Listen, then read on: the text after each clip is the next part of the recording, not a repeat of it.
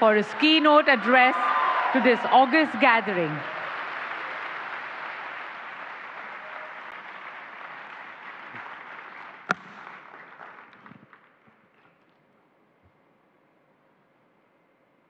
IOC के president mister Thomas Bach, IOC के सम्मानित सदस्य, सभी इंटरनेशनल स्पोर्ट्स फेडरेशंस,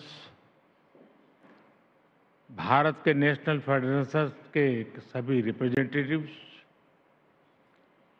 देवी और सज्जनों, 140 करोड़ भारतीयों की तरफ से आप सभी का इस विशेष आयोजन में मैं स्वागत करता हूं, अभिनंदन करता हूं।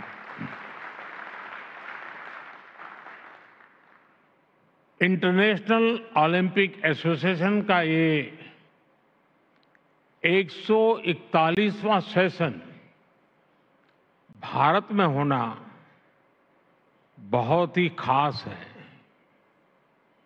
40 साल बाद भारत में आईओसी का सेशन होना हमारे लिए बहुत गौरव की बात है। फ्रेंड्स,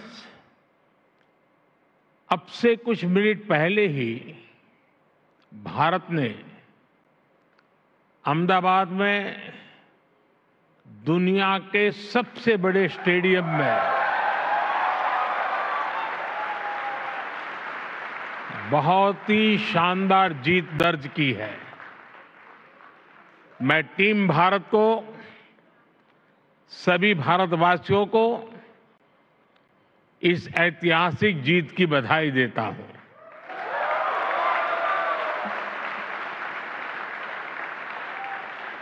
साथियों, स्पोर्ट्स भारत में हमारे कल्चर का, हमारी लाइफस्टाइल का एक इम्पोर्टेंट हिस्सा रहा है।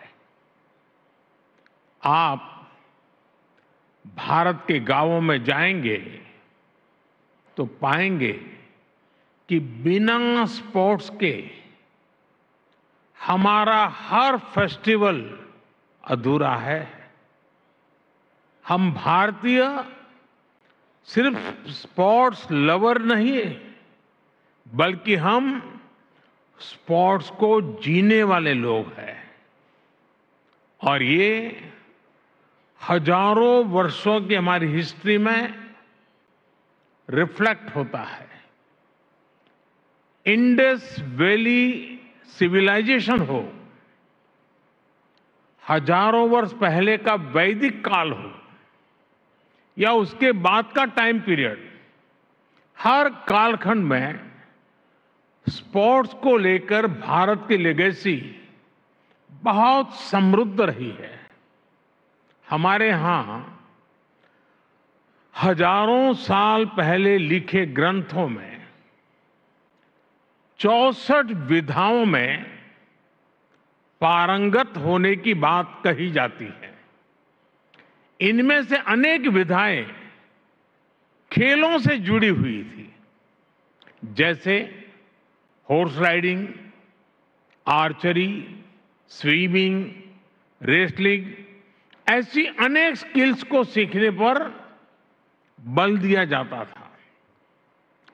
आर्चरी यानी धनुर्विद्या को सीखने के लिए तो पूरी एक धनुर्वेद संहिता ही लिखी गई थी। इस संहिता में एक जगह कहा गया है, धनुष चक्रंच कुतंच खड्गंच छुरी का गदा सप्तमम बाहु युद्धम शादेवम युद्धानि सप्तदा। यानी धनुर्विद्या से जुड़ी 7 प्रकार की स्किल्स आनी चाहिए, जिसमें धनुष बाण, चक्र, भाला यानी आज का जेवलिन थ्रो, तलवारबाजी, ड्रैगर, गदा और कुश्ती शामिल है। साथियों, स्पोर्ट्स की इस हजारों वर्ष पुरानी हमारी लेगेसी के अनेक साइंटिफिक एविडेंस है। जहां मुंबई में अभी हम हैं, वहां से करीब 900 किलोमीटर दूर कच्छ में यूनेस्को की वर्ल्ड हेरिटेज साइट है धौलावीरा।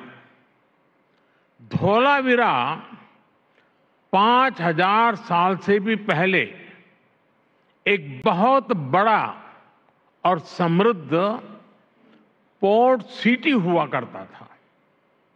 इस प्राचीन शहर में अर्बन प्लानिंग के साथ साथ स्पोर्ट्स इंफ्रास्ट्रक्चर का भी एक शानदार मॉडल मिला है।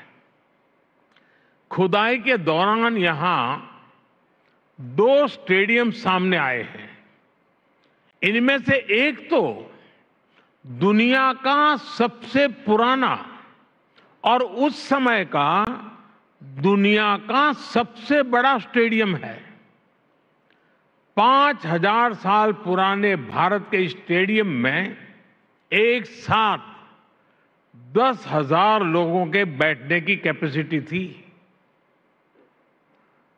भारत की एक और एंशियंट साइट राखीगढ़ी में भी स्पोर्ट्स से जुड़े स्ट्रक्चर्स की पहचान हुई है।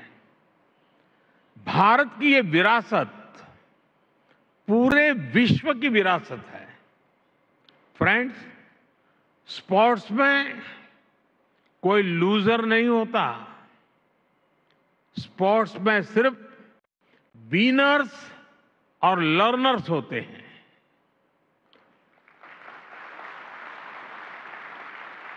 स्पोर्ट्स की लैंग्वेज यूनिवर्सल है, स्पिरिट यूनिवर्सल है।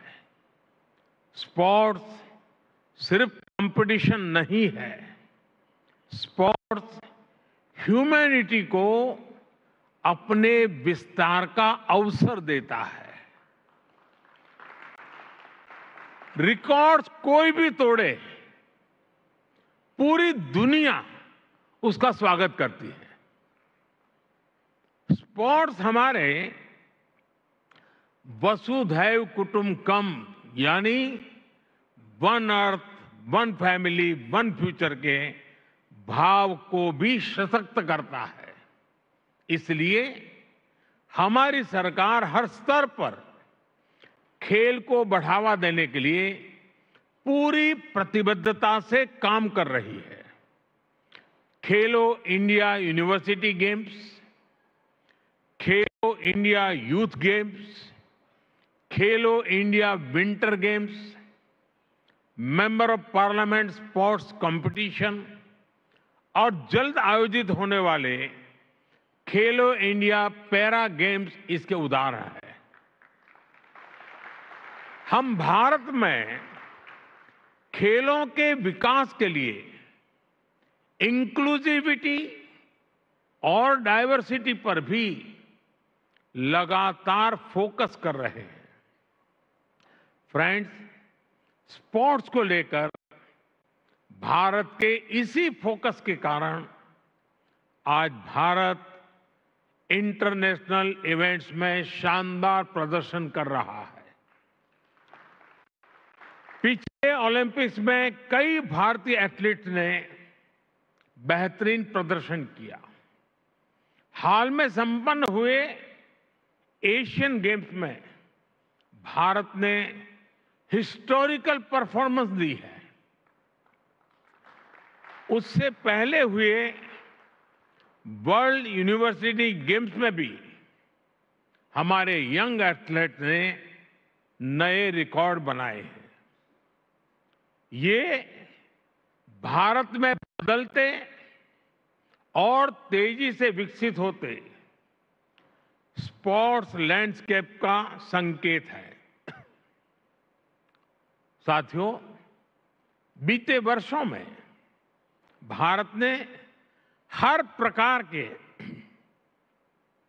ग्लोबल स्पोर्ट्स टूर्नामेंट ऑर्गेनाइज करने के अपने सामर्थ्य को साबित किया है। हमने हाल ही में चेस ओलंपियाड का आयोजन किया, जिसमें विश्व के 186 देश शामिल हुए। हमने football under 17 women's world cup, men's hockey world cup, women's world boxing championship और शूटिंग वर्ल्ड कप की भी मेजबानी की। भारत हर वर्ष दुनिया की सबसे बड़ी क्रिकेट लीग में से एक का भी आयोजन करता है। इस समय भारत में क्रिकेट वर्ल्ड कप भी चल रहा है। उत्साह के इस माहौल में सभी लोग ये सुनकर भी खुश हैं कि आईओसी के एग्जीक्यूटिव बोर्ड ने क्रिकेट को ओलंपिक्स में शामिल करने की सिफारिश की है। हमें उम्मीद है इस बारे में जल्द ही हमें कोई पॉजिटिव न्यूज सुनने को मिलेगा। साथियों, ग्लोबल इवेंट्स का आयोजन हमारे लिए दुनिया भर के देशों के स्वागत का मौका होता है। तेजी से बढ़ती इकोनॉमी और अपने वेल डेवलप्ड इंफ्रास्ट्रक्चर के कारण बड़े ग्लोबल इवेंट्स के लिए भारत तैयार है। ये दुनिया ने भारत की G20 प्रेसिडेंसी के दौरान भी देखा है। देश भर के 60 से अधिक शहरों में हमने इवेंट्स ऑर्गेनाइज किए हैं। ये लॉजिस्टिक्स से लेकर हर प्रकार की हमारी ऑर्गेनाइजिंग कैपेसिटी का प्रमाण है। इसलिए आज मैं आप सबके सामने 140 करोड़ भारतवासियों की भावना जरूर रखना चाहूंगा। भारत अपनी धरती पर ओलंपिक्स के बहुत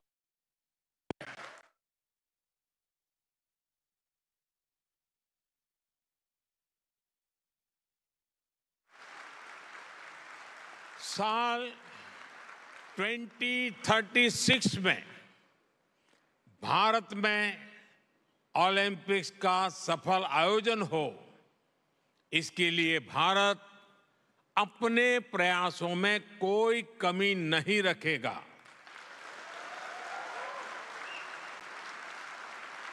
ये 140 करोड़ भारतीयों का बरसों पुराना सपना है, उनकी आकांक्षा है। इस सपने को अब हम आप सबके सहयोग से पूरा करना चाहते हैं और 2036 ओलंपिक से भी पहले भारत साल 2029 में होने जा रहे यूथ ओलंपिक्स की मेजबानी करने को भी इच्छुक है।